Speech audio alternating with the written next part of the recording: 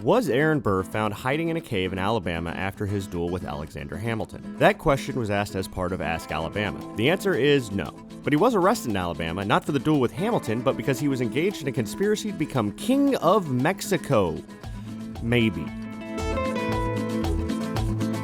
Full disclosure, this question didn't get the most Ask Alabama votes, but it was a weird story, so we're doing it anyway. Quick recap, Aaron Burr was vice president under Thomas Jefferson. Burr was sick of former Secretary of Treasury Alexander Hamilton bad-mouthing him all the time, so he challenged him to a duel and killed him. They made a whole play about it. But our story starts where that play ends. That duel was in 1804, and while Burr never faced charges for the duel, it did kill his political career because people liked Hamilton. People still seem to like Hamilton. So with the presidency out of reach, Burr decided, fine, I'll just start my own country. So he got some guys together and said, okay, so here's the plan. I've leased some land out west from Spain to settle. So we'll head west and then south, gathering up men and material, and say it's for the settlement. But when we get there, we're really going to invade Mexico and name me king. He got a few guys on board, but it's way easier to start your own country if you have backing from a foreign government. So separately, Burr went to England and Spain. Keep in mind, Mexico is Spanish land at this point, and Burr told them, okay, so here's the real plan.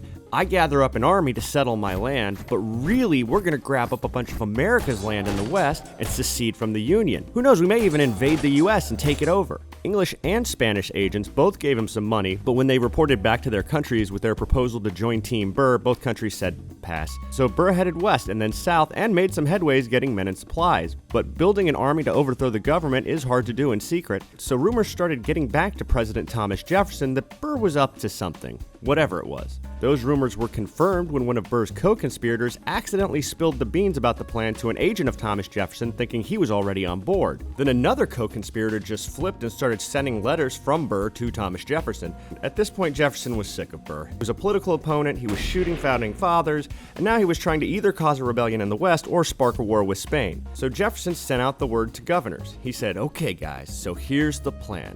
Just arrest him. And that was the end for Burr's little plan. His ships and supplies were seized, his co-conspirators and the soldiers he'd been promised by them never came through. In 1806, Burr arrived in Natchez. By this point in the plan, he was supposed to have 1,000 men to head west with. Some accounts say he had less than 100. And with only a handful of men, he was arrested in Natchez, but managed to escape into the wilderness before his trial.